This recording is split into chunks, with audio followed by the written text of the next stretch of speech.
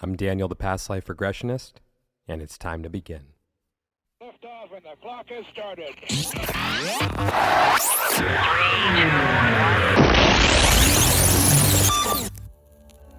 This is Timeless Spirituality.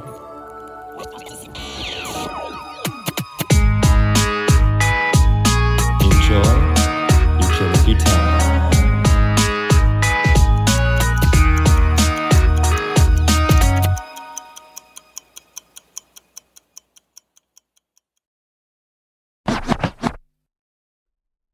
Hey everyone, welcome back to Timeless Spirituality.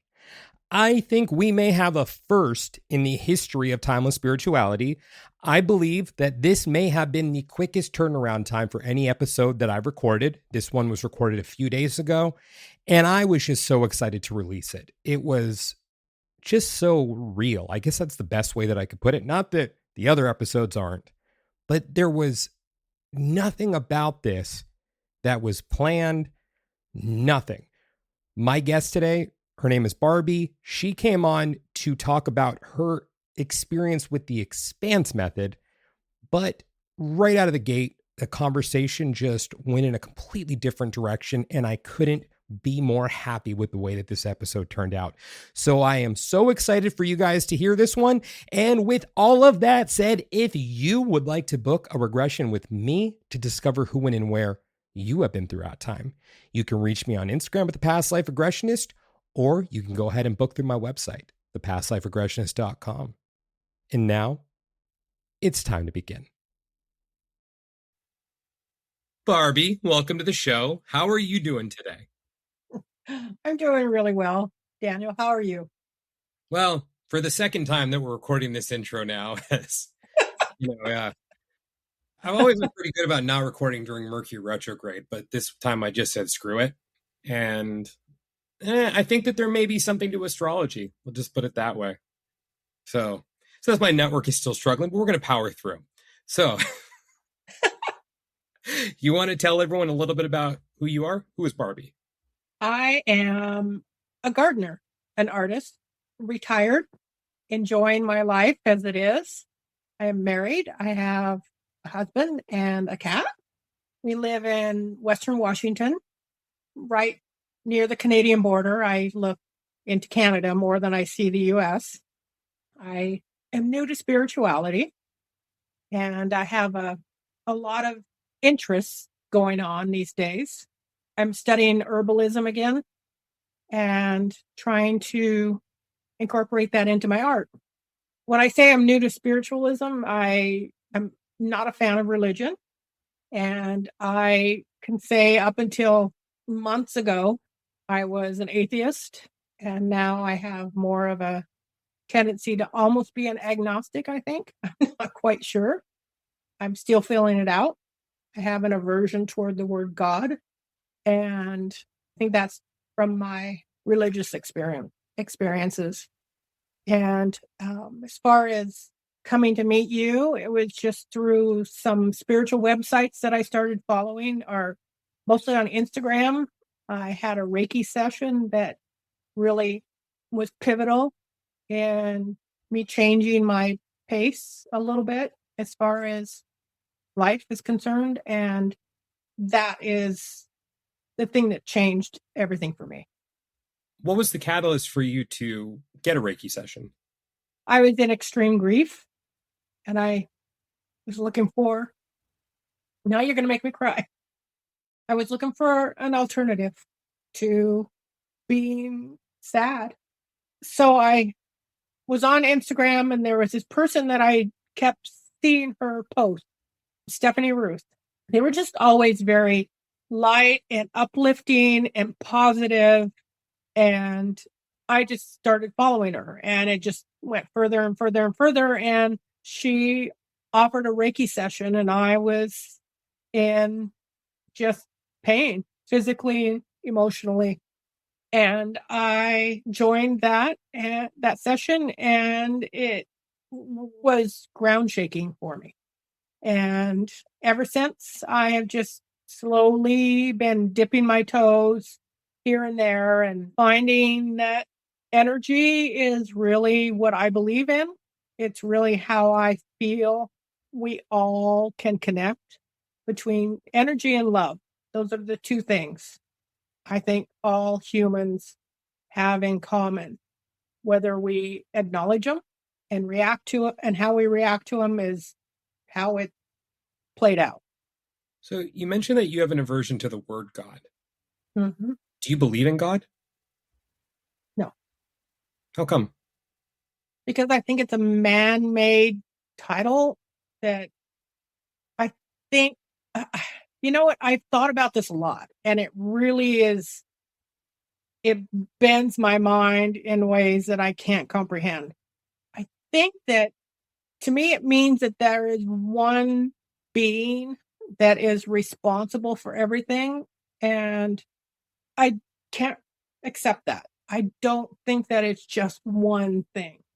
I think, and, again, this is the religious thing. This is stuff that it really makes me angry that religion is even in this world. And I know it plays its part, but I think it's what has turned us all, not all, but it turns people against each other. It causes so much strife. And on the other hand, it is relief for a lot of people. I know there is some good that comes out of religion, probably. I don't know if it's the religion that is doing that. I personally don't think it's the religion. I don't think any religion is inherently evil. I think it's people that are evil, and that people pervert an idea and say that they're doing it in the name of this 100%. thing. Yeah, I agree. I agree. But religion is the catalyst. Religion is what has put ideas in people's head, saying, this is how you need to be in order to get here, and making heaven a goal. And I don't believe there's a heaven or a hell. I think personally, it's all right here. I don't know how many people in this world are suffering right now. And that to me is hell. I can't imagine what it would be like for those people to die and still think they're going to hell. You know, it's such a man-made construct. It upsets me that people have gotten to that point that they think that if they don't do certain things correctly, whether those are killing other people or being kind to other people, I think that there's a lot of that in between where we're not thinking of each other. I don't know. It's it's so deep. It's a hard one. And I don't have it figured out. You want to talk about it a little bit? I think this may be maybe a good path to go if you're okay with it for right now. We can. See, because I think it's really interesting listening to your story because, for those who can't see you, you just turned 29 and, 29 forever. Yeah. But you've found a new way. And, being in a different act of your life now, it's not very common for people to have that kind of shift at a certain point in their life. So it's like, I think True. that you're in the minority as a result of that. But that's why I think it's also interesting to see what your perspective is on all of this, because you did change. Okay. It's like the expression, you can't teach a young dog new tricks. You know what I'm saying, right? I think you go against the grain. That's why I find it fascinating that it's like at a certain point in your life, you shifted. And what upsets me, well, one, I believe that God is real. I also don't think us dumb humans can even comprehend what that means. But what upsets me is if God is real, that people have taken you from that. People and their notion. So it's like the outright rejection of a concept because of stupid people and their misguided ways and their power hungry ways. And that's what I don't like about people. That's why for the longest time, I had a problem with religion. And I didn't even like saying the word God because I'm like, oh, those religious fuckers. They have been. So you understand. So you do understand what I'm saying. Yeah. But then I realized that people are the problem and religions aren't the problem. And the concept of God, just like you were saying, that you don't believe that it's any one individual. Well, that's okay. Why can't you define what you believe that higher power is? And, why do they get a monopoly on saying this is what God is? God is this way. God is the one who stands up there and judges you upon death and says, you will go to hell or you go to heaven. Why do they get to dictate what that is? How can they know? How is it possible for them to know that that is actually what happens? Because I look around at our world and I'm like, yeah, could it be random? Sure. Do I believe in the theory of evolution? To a certain extent. I believe that both things can be true. I believe in creationism and also in evolution. I don't see why they have to be mutually exclusive. Why can't both things be true? Why does it have to be black and white?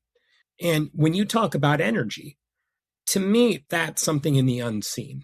We can't measure necessarily in our three-dimensional world. Yeah. And then there's something else you talked about all the death and destruction that goes on around the world. And what I think you're saying there also is, why would God allow this?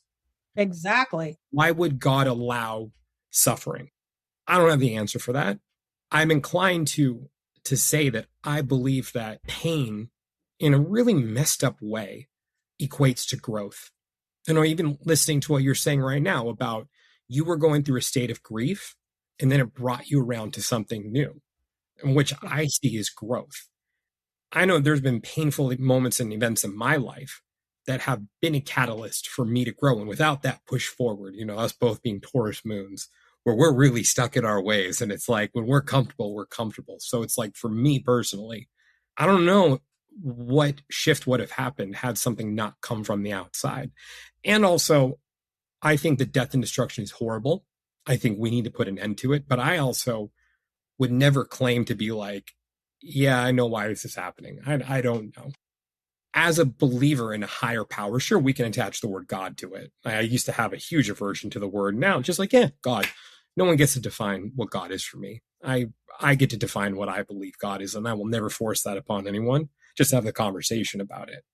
I don't want to say it's all part of God's plan, but at the same time, like, okay, maybe it is all part of God's plan. I don't have to like it.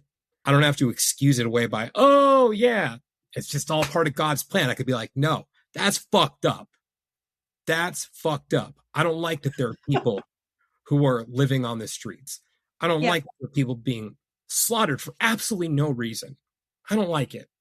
And I'm not just going to say, well, okay, if God is doing that, that means it's okay. It's like, no, I don't think it's okay, but I also don't understand. I don't understand this place. I don't understand the mechanics. Why would a God slaughter children? Why would a God allow pedophiles to get hold of children? Why would God allow death and destruction and pain, period? I mean, I just don't understand that. I think that things progress and things cycle and things happen for reasons in some ways. But like you said, growth, learning. I had to have a real pivotal thing in my life for me to learn something. And that changed the way I think about a lot of things now. Mm-hmm. And it's not good. It's not bad. It's just the way it is. It is what it is. And that part won't change, but I've changed. Mm-hmm. I don't have any fucks to give to anyone or anything anymore. I kind of have always had that personality.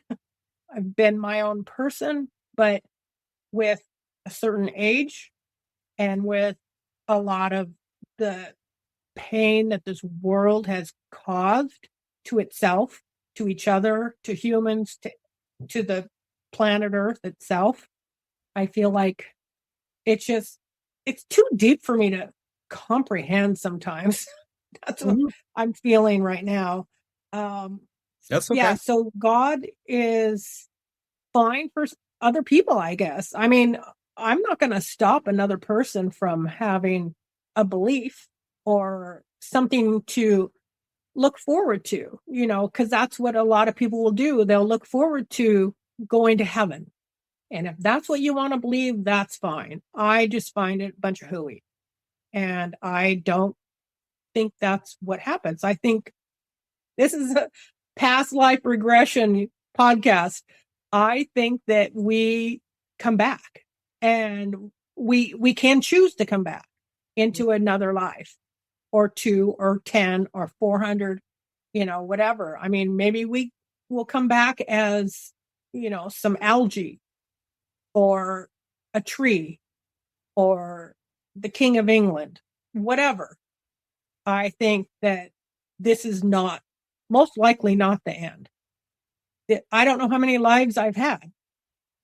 I know I've had at least 3, because you showed me 2 of them. And this one. I just put you in a place where you could see it for yourself. I didn't show you anything. No, you facilitated it for me. You helped me to see it. Mm-hmm. So with that, you brought up the thing about the word pedophile just leaves a bad taste in my mouth. So I'll acknowledge. It should. Yeah, it's horrible. Like, it's wrong. There's no excusing harming a child. It's wrong. So I'm going to say that right off the bat. But because I don't like using that word just because of the taste that it leaves in my mouth, I'm going to go for the other example you used. Of people just being slaughtered and killed. Mm. And again, I just need to reiterate, it's wrong. For everyone listening, I need you to hear this right now before I go into what I'm about to say. It's wrong, and it shouldn't be happening. Innocent people should not be killed. It's wrong. We need to put an end to it, because I also believe in karma, in cycles. And I don't know the full extent of what karma is, but I do believe in that push and pull and that balance. So when I see people dying, again, it's wrong and it shouldn't happen. That's the bottom line. And I will still advocate on behalf of that. Like, war needs to stop. However, with my belief in karma, I'm not opposed to the idea that some of the people who lose their lives in this way lose their lives because they were perpetrators of this violence in another life, or they killed someone in a horrific way, so they need to be on the other end of it. Now, I don't believe karma is always eye for an eye. I believe that sometimes it's about coming to that place where maybe you are the perpetrator over and over and over again until it comes to that point when you decide to stop. But for those who lose their lives, as a human with a heart, I can say that's wrong and it shouldn't happen. So that's why the work that I do is all about helping people cultivate a deeper sense of self-awareness, because I believe that that's the way on a micro level to get us out of this cycle of hate and violence and greed, is because I think when the individual becomes more self-aware, they're just not an asshole anymore. Sure, maybe they'll be a jerk sometimes, but I think you strip away layers of just the ugliness that all of us are carrying around on some level, and present company included. I'm not perfect. I'm far from it. But do you think that is something that you're going to need to be enlightened to that? You're going to need to be enlightened to the fact that you have, you are being tortured, or people are being slaughtered, and maybe, yes, they were horrible in a different life and they deserve it now. Well, I didn't say they deserve it. Well, I didn't say that. No, you didn't say that. Okay. I said that. But so how would you phrase that then? Look, let me put it for this way. When I'm talking to you, I see Barbie. It doesn't matter to me what you did in other lives. I see the individual as you are now. Of course, that's the totality of who you are, according to my cosmology and belief system, is that you are the totality of all your actions. But you as Barbie, I don't hold you responsible for anything you may have done in a past life that wasn't so nice. So even if there's blowback on you from things that you've done, I still am like, no, that's wrong. On a human level, I don't think that should happen, but I just don't understand the intricacy of it, because I do believe in a grander system at play here, whether that be, God is an individual, being dictating, which part of me doesn't want to even think about that, because it's kind of uncomfortable to think of one person or one thing having that much power. It's like, even, that expression, God made man in his image, or man was made in God's image. I think a lot of people interpret that as God, or we look like God because he created us in his image or their image. Our God is human. But I think that could also mean that God created humans, man, in his image, like his picture. So we may not look anything like God looks like, but it's the picture of the tapestry of what God has created, or that higher power, or the universe or creator, whatever, like, so why do religious people, or the religious extremists, we'll put it that way, or why do they get to monopolize the term? Because I believe an overwhelming majority of people who are religious have good hearts, and their hearts are really in the right place. I think there's just a few assholes in there who really sully the bunch for everyone. It's like for the Catholic Church. I know people who are Catholic, and they are good people with good hearts. And there are horrible things that have gone on in the church, even in our lifetimes, but they didn't partake in that. There were certain individuals who partook in it. Was it widespread? Yeah, there were a lot of individuals, but on the whole, when you look at how large Catholicism is, it was still a very small percentage that were acting as perpetrators in a very ugly, ugly way. Yet their acts just, it harms the overall picture. And as long as religion isn't trying to control anyone, or but people, it is. It does. But I think religion does control other people. But is it religion, or is it people that are using religion to control other people? It's the same thing to me. It's people are brainwashed through the religion. They are told. Do you think spirituality is a religion? Pardon me? You think that spirituality is a religion? People who call themselves spiritual? For some people, yeah. Yeah. I think that there are people who can be religious and spiritual, or people who can be spiritual and not religious. I think, we need that Venn diagram. Because, I say that because I personally don't view spirituality in and of itself as an organized religion. No, I don't either. Right. But yet I see people who consider themselves to be spiritual who have been brainwashed by other people using the ideas of spirituality to brainwash. True. So that's why it's like, but I don't think spirituality is evil. It's an idea. And it's people who use it to manipulate and brainwash other people. The same thing with religion. I don't know if religion has a heart and a brain and a liver and all that stuff, and it can, keel over before it's 100 years old. I see religion as an idea that just, there are certain people who use it to brainwash people. Like, look, I'm Jewish. And, as we're recording this on March 17th, 2026, the U.S. recently went to war. I remember seeing the news flash at 11:30 on a Friday evening. The U.S. and Israel had just struck Iran. I believe for the East Coast, it was the early AM hours, but for us, it was Friday evening. And I remember thinking to myself, Friday evening, what is it about Friday evening that rubs me the wrong way with this attack? Although I'm just going to say that I'm against it. I don't think we should have. I think war is wrong. I think there should be another way. But I'm like, okay, I'm Jewish. I don't agree with everything that Israel does. But a lot of the things that they do, they claim to be doing on behalf of the Jewish people. I think that's wrong. And also for that strike happening on a Friday evening or Saturday early morning or even Saturday morning for that part of the world, that's the Sabbath. That's Shabbat. If they were really, really adhering to Judaism, the tenements of Judaism, their ass would be at home with the lights off that day. They would not be attacking another country. There are 6 other days in the week. Yet they chose to do it on the Sabbath. Now, I'm not an expert even on the tenements of Judaism, but I think they could have waited for another day. So, that's or never. Or never, exactly. Or never. It's wrong. It shouldn't have happened. But I see them as hypocrites. I see those people as hypocrites, those who claim to be doing this in the name of Jewish people and Judaism, yet your ass couldn't have waited till it wasn't the Sabbath? Really? Really? If you're going to adhere to Jewish law, adhere to Jewish law. So that's where I don't know much. That's a people. I don't know that much about Judaism, but I do know that is when somebody isn't following what their religion says, like you said, that's definitely man.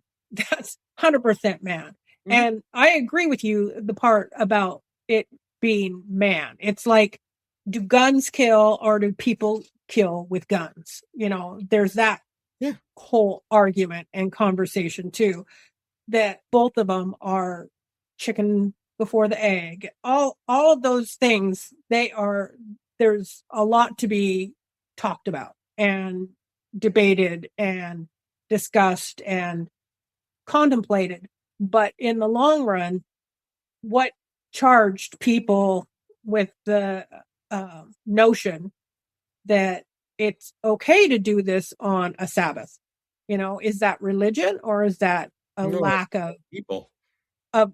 yeah, it's a lack of People having no scruples. concern with other humans, Yeah. with anything else. So Mhm. it's selfishness, Mhm. and it's but they're following a leader. So then, does that leader become a god? I think it's a very broken man. Yeah. Well, it's like, even you brought up the chicken and the egg. And I know, the expression is, what came first, the chicken or the egg? Well, I think as humans, that's the only way we can perceive it.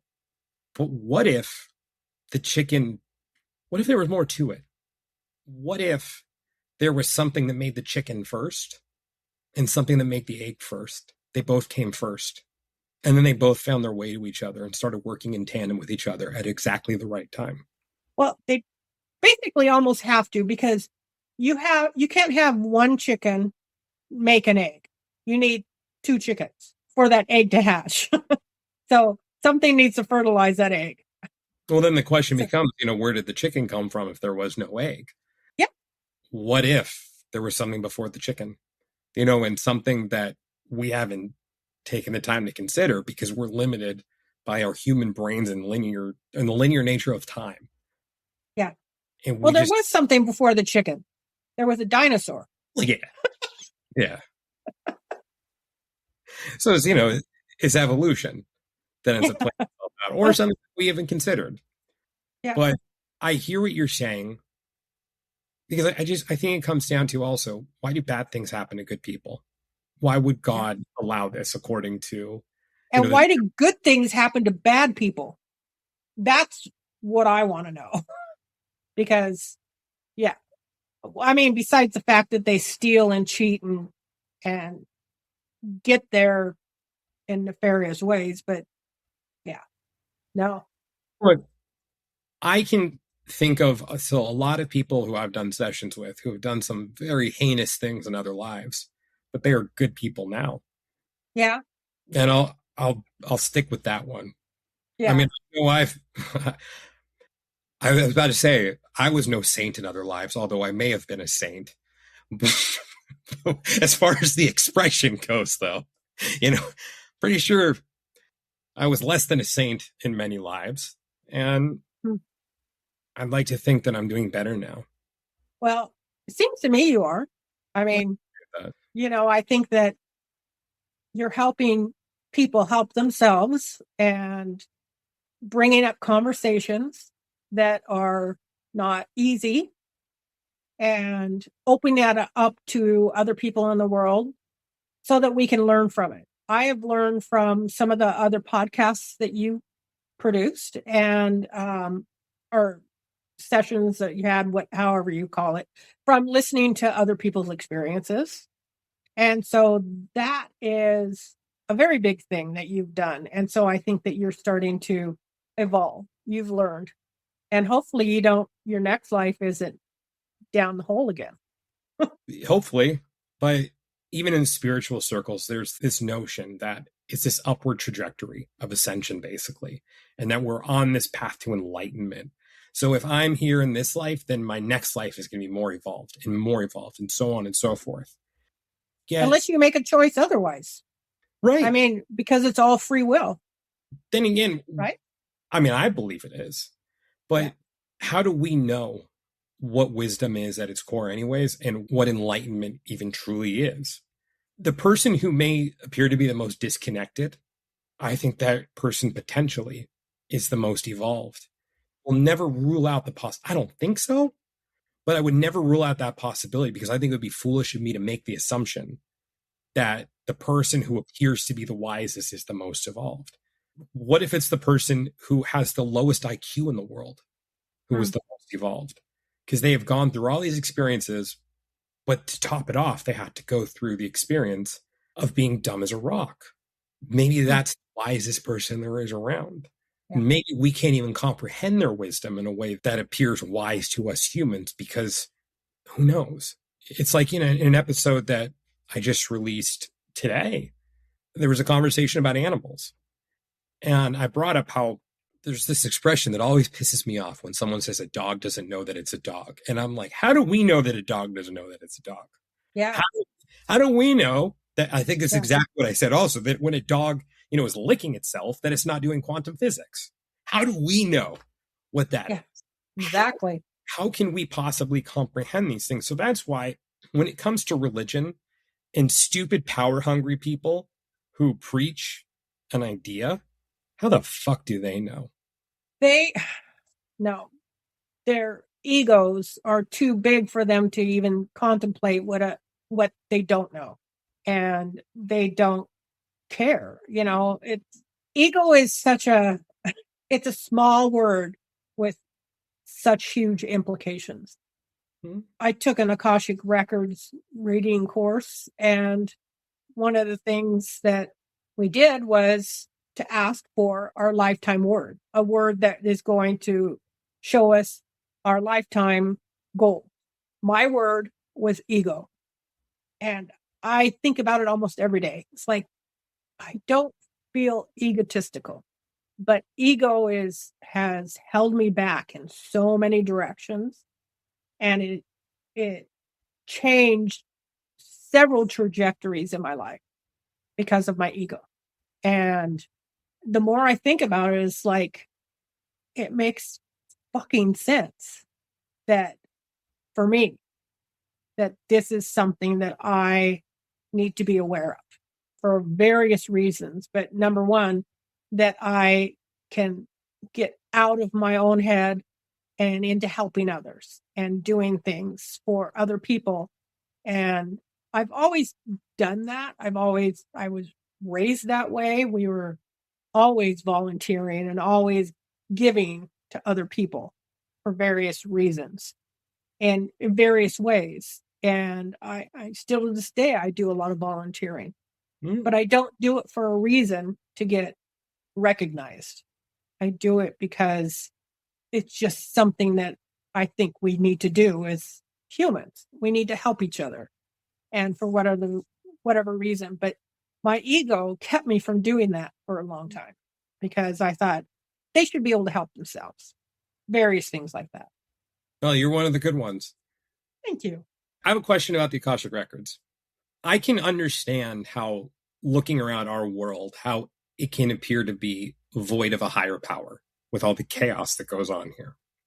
I mean, I can see what's going on Earth playing out by Darwin's theory of evolution and, the theory of the Big Bang and it all being seemingly random. Where it starts to get tricky then also is when we get something like the Akashic Records.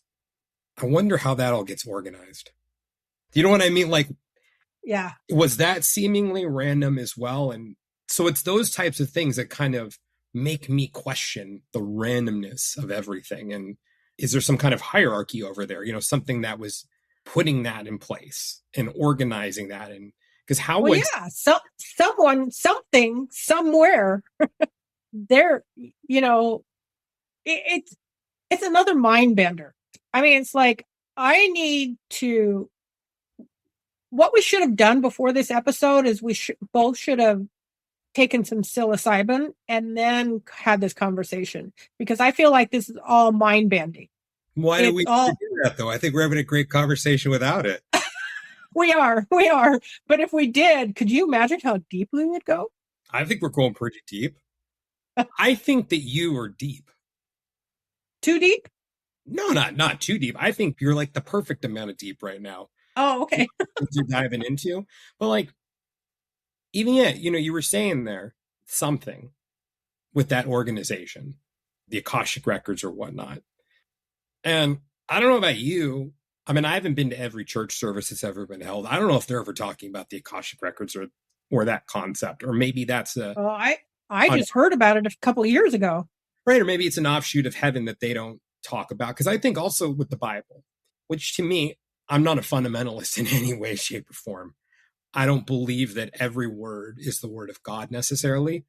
I believe that the Bible could potentially be one of our greatest historical documents. And that, yes, it has changed over time and there have been new additions to it. And it may look vastly different now than it did at the time.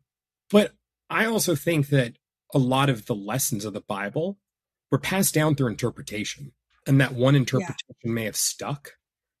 Because I think there's an argument to be made that you can look at a lot of passages in the Bible and see that, oh, they're talking about reincarnation. They're just not using the word, but the concept is there. But that's also through the eye of the beholder. So someone who was looking at that passage without the lens of thinking about multiple lives and existences could have been like, this is what it means. And then they went and preached that. And then it just caught on like wildfire. And then that became what it was. So I guess my next question still is like, with regards to, you talking about something or someone or something that may have organized all that, like, what do you think that someone or something is or was? The Akashic records. Yeah. There has got to be there has to be some sort of, I don't want to say all knowing, but there is some sort of a collection of, I don't think it's just one person or one being. I think it's a collection, a group effort of cosmic. I mean, the cosmos is, a whole nother chapter, a whole nother concept. But I feel like, when they say you're from stardust, that's something I can subscribe to, I guess. I feel more like the stardust thing than the Adam's rib sort of thing. That feels more tangible to me, as if that is even possible. But that all these beings in this planet, this universe, this cosmos, who knows how far all of this goes, how far billions of light years away billions of light years. How far is that? That is so distant from here. I mean, just getting to these outer planets, how long it takes. And then we've got all of that stuff going on and a flat earth to boot, That's a whole other episode. Yeah. Why does the concept of a higher power make you uncomfortable? I think I don't like to be controlled. And I feel like that is something that means I would be controlled. So I grew up in religion. My mom was Mormon. My dad was Catholic. We were forced to go to Catholic church, catechism, all that kind of stuff. I ask questions every single time I see the priest. And every single time, you ask too many questions, little girl, go away. I mean, literally, I watched him so many times, and it kind of became a game after a while to make him feel uncomfortable, because we had the same priest for a long time and he would avoid me. But I honestly feel like they were telling you what to do and they didn't do it. And it made me uncomfortable. And it made me question every single thing that they're telling us to do in church.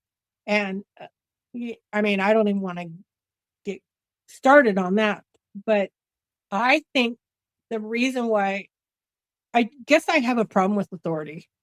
I will do what I'm told to do to a certain degree.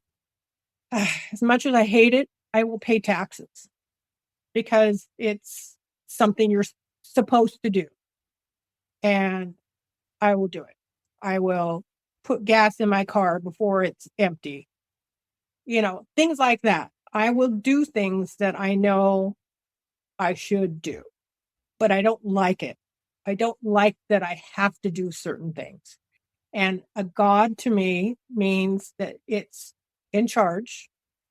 It's telling me what to do. And that's where the religion comes into play too. I still feel like, the whole religion is man-made toward a God. I don't know. Yeah. No. I hear you. I mean, I see certain aspects of religion being used to control, the ideas that are put forth. Like I'm not opposed to the idea of hell. I just personally, in my own cosmology, think it would be foolish of me to rule out the possibility of hell and treat that as an absolute that is not there. Because again, it's like, how do I know? Is it more comforting for me to think about things without a hell? Yeah. But what good did comfort ever get me? But don't you think hell was brought about because, this is my opinion, I think hell was brought about to keep people in line, to say, if you act a certain direction or a certain way or do what we ask you to do, you will go to heaven. And if you don't, you're going to hell.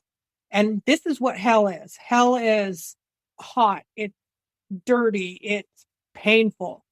It's everything negative that you can think of. Heaven is milk and honey and flowers and clouds and, happiness. So if you do X, you're going to hell. So don't do X. So I think it was a control tactic that was brought about thousands of years ago, and not just during. I think that there was probably some form of socialization even amongst like the cavemen and stuff, definitely a hierarchies and stuff like that. I think that's been around forever.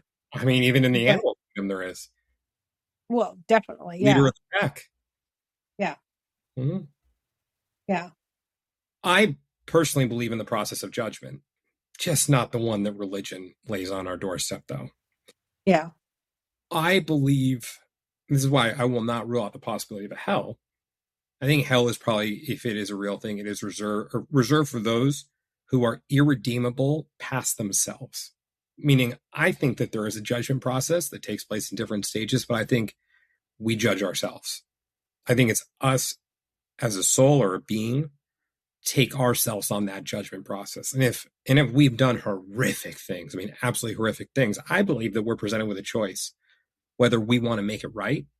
And if not, then we make the choice to take ourselves to that place that would be, or that we would deem to be hell.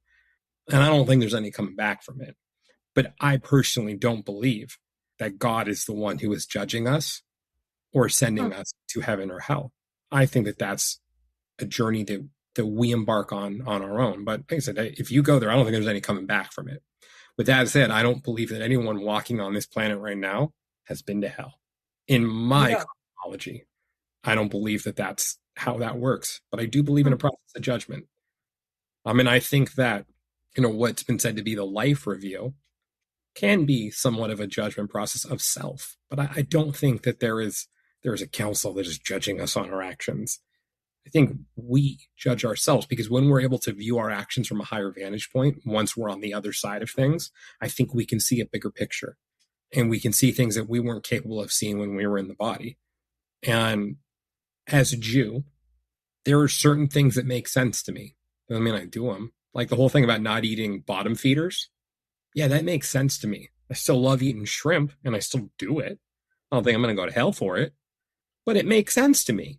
Even on a basic health level, it's probably not the best to be feeding on the bottom feeders of the ocean. It's like, what do they feed off of? Crap. Yeah. It just makes sense to me. Yeah. But I don't need the rule set. At least I don't believe that I do. But I do believe that some people do. I was so opposed to the idea of religion for the longest time. But the more and more I've opened my eyes to the world, I'm like, I can see how the idea of religion is responsible for a lot of this. But I think ultimately we'd be in a much worse off place. At this point in our evolution as humans, I don't think we have the level of consciousness to operate collectively without rules. I don't think we're advanced enough to do that yet. Oh, hell no. There is no fucking way that we are capable of working without rules. I mean, Right. but we need more. It's like people need to collectively follow them better.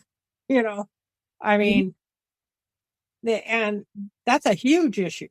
So I've read the Bible many, many times. I think I've read it cover to cover at least 5 times.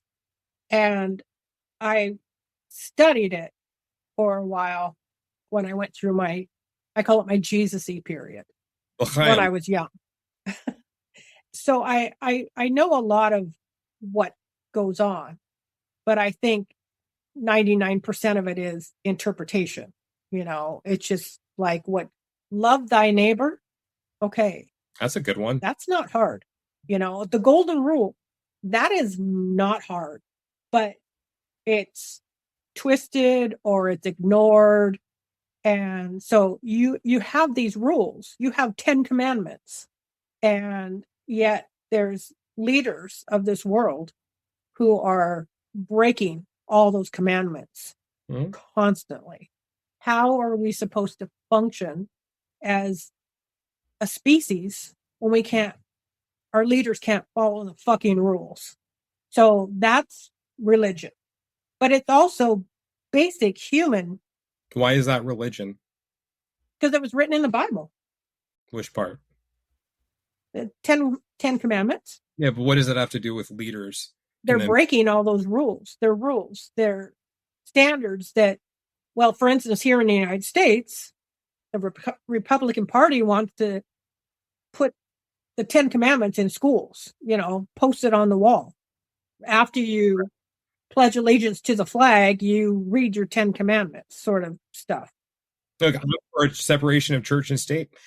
I don't think the 10 commandments are the worst thing in the world, though. With that said, I don't support it going into classrooms. But a lot of those people who want to put that there are a bunch of fucking hypocrites. Yeah, exactly. So, is that religion? I think that's my point. The hypocrisy. The hypocrisy is rampant. That's it's ridiculous.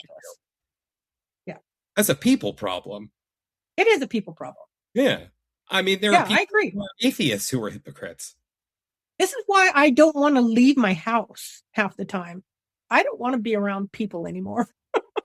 I enjoy staying home, and I'll converse this way, but I'm super happy staying home 10 days in a row. And then I got to go, to an appointment or the grocery store or something, or I'll send my husband. Humanity. Yeah. So, you mentioned that you've read the Bible through about 5 times. So I have a question for you. What does the story of Jonah and the whale mean to you? Okay, so it's been like 40 years since I've been reading it a lot. So it's a long time ago. So I honestly don't really have an opinion about it. I don't really remember it that much. When I studied stuff, some stuff stuck and some stuff didn't. My ability to remember stuff is waning. So I'm just going to say it. I don't remember enough about that story to even comment on it, I guess. That's okay. What's it mean to you? There are many parts of that story that just kind of boggle my mind. The idea of Jonah being inside the belly of a whale for 3 days. Because one, my mind goes to this place of, well, how could any human survive in the belly of a whale for 3 days? I'm like, could it be metaphor? Yeah, maybe. And also with Jonah running into the city, demanding to meet with the king. I'm like, really? Like, some guy's just been spit out of the belly of a whale. The king's just going to let the guy in and speak. And I'm like, oh, okay. After looking at it deeper, he was a Hebrew. And they're like, the Hebrews are the prophets. So I was like, of course, they're going to listen to a Jew at the time, if they come claiming saying, you must change your ways. But aside from all of that, I see a guy who ultimately is surrendering to faith and purpose and embracing faith. And I don't like Like there's that part of him being on the ship and, God coming in. And I don't know the story with T, so everyone, please don't quote me on this. But something like where Jonah was on this ship or on this boat and God like sent in a storm or whatever. And Jonah knew that he was the cause of this. So it's like, as long as he was on the boat and was running away from what he was instructed to do, he was putting all of these other sailors at risk. And so he jumped into the sea and then they were safe. And I don't know if messages come through that clear, but there's something about it to me where I think what I've been struggling with for the last couple of years is embracing a higher power, but while not letting those nut jobs be able to dictate what God is to me.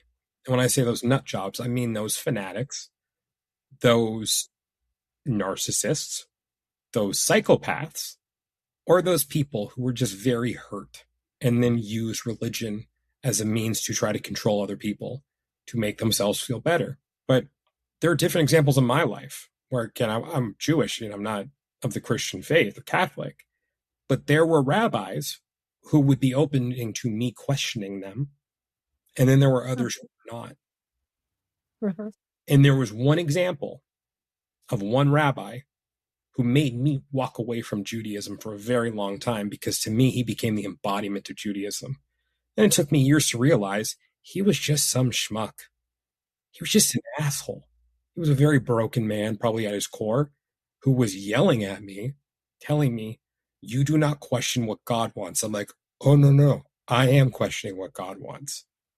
I think I was stupid at the time and just me personally, to equate the two and let that man become the embodiment of my upbringing and what I was born into. And he became the face of religion for me. And in turn, I think I shut myself off to something greater than myself. And I don't know where that line is.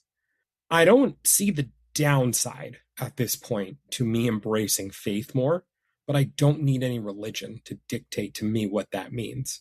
Right. Faith in something bigger than myself. You do you.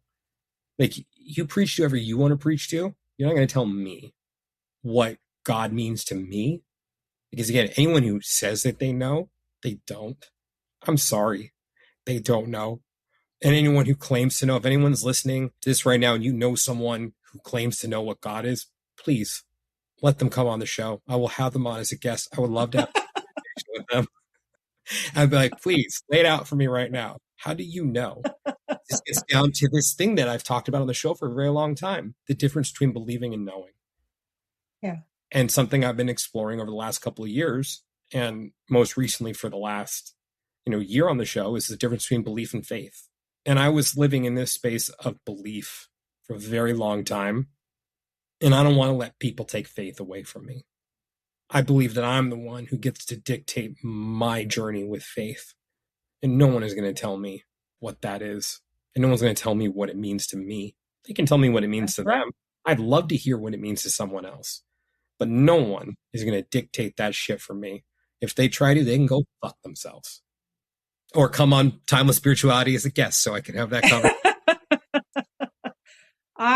I like that. Yeah, you need to embrace that in every single aspect of your life. It's like you have that ability to say, this is who I am, this is what I believe, this is how it is, take it or leave it. And hopefully the ones that are meant to take it stay with you, and the ones that are leave it, it's like sayonara. I agree. To piggyback on Jonah and the whale, I think a lot of our conversation today has been about horrific things happening and what's the meaning of it. I think Jonah literally had to sit in the belly of a whale to get spit out and make a difference. Yeah, it's like go sit in time out for 3 days in the belly of a whale, Yeah. Yeah, I don't even remember it being 3 days. I just remember it being in the belly of the whale. That's how long it's been. And honestly, I think a lot of my Bible history reading stuff, I blanked out. And it's just like, I don't really have, I feel I don't have the need to remember all that anymore. That's fine. So and I have so many other things to remember. You do So you. it's interesting that it's good for me to recall a few things now and then, but doesn't mean I'm going to go, I don't even think I have a Bible anymore. Well, it's like even with that, I would encourage Jews, or just everyone from that matter, to go read the story of King David and also why David couldn't be the one to build the temple. Why it was his son, King Solomon. Hmm. I would encourage anyone who's bloodthirsty to go study that story. And if you claim to be living your life by scripture, and then if you do things in the name of scripture, ask why King David couldn't build a temple and it had to be Solomon. And then ask yourself. That's the thing about the Bible is the stories, the parables, the parallels of life in the Bible. I mean, there's a lot to be learned. The problem is, well, I should say, especially the Old Testament. The Old Testament has all of that. I feel like there's so much more to be learned in the Old Testament, although depending on the version that you read, and I read King James and what was the other one? The other New Testament, the other new version that came after the King James. I think that if you really want to know what the Bible has to say, read the original script. Otherwise, it's interpretation. And you guys can look to us Jews for that in the Torah, the Old Testament. Yeah. Us good old Hebrews. Yeah. Yeah. Yeah. I mean, I think that that's the only way that you're really going to come to understand the Bible. But that's just my opinion. So, yeah, I think both the stories were in the Old Testament, the ones that I brought up, right? Yeah, King David and Jonah were both Old Testament. Yeah. Yeah. It just from what I remember, it just seems like there was just more depth to them too. It wasn't just like, and John said, sort of stuff. It was literally whole pages and pages and pages on something where it went into depth. I just think humans are fascinating. Even the New Testament, again, I think I'm more familiar with the Old Testament, but I am fascinated by the story of Jesus and the disciples, and even just the spreading of Christianity. I think it's very interesting in historical context how an idea started in one place of the world, and we now find it is the dominant religion in the world. And how well, I think that thing that I find fascinating about a lot of the stories in the Bible is they were things that were taken from older civilizations. The things about, I can't even think of a good example right now, but like there were other older societies or civilizations that had raising from the dead and other parables and stories that are similar to stuff that happened in the Bible that I can't think of them right now. Sorry. It's okay. With all that, you have any final thoughts? I feel like we got off on a real tangent. I'll have to have you back on to talk about the expanse method and your experience with it. I think it'll be interesting. If anything, this fun conversation. So, if anyone wants to check you out, is there any place that they can do that? I am on Instagram and I'm crafty nerd bitch because great name. Those are words that I've been called. That's your handle, crafty nerd bitch? Yep. Okay, well, I'll put that in the show notes. Yeah, that's where, I post stuff on there and random stuff, and you'll see a lot of stuff some stuff that's political and some stuff that's woo-woo and a lot of sarcasm. That's what we need. Well, I want to thank you so much for coming on and for a great conversation. And yeah, I look forward to part 2. Thanks, Daniel. It was fun.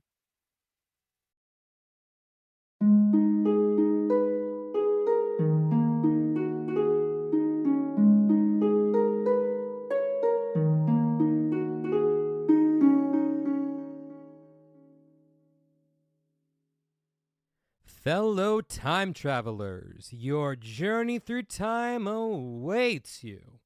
Just want to thank you guys so much for listening to today's episode. And if you're interested in discovering who, when, and where you have been throughout time, and you'd like to book a session with me, just go ahead and send me a message on Instagram at The Past Life Regressionist, or you can reach me through my website, yourpastliferegressionist.com.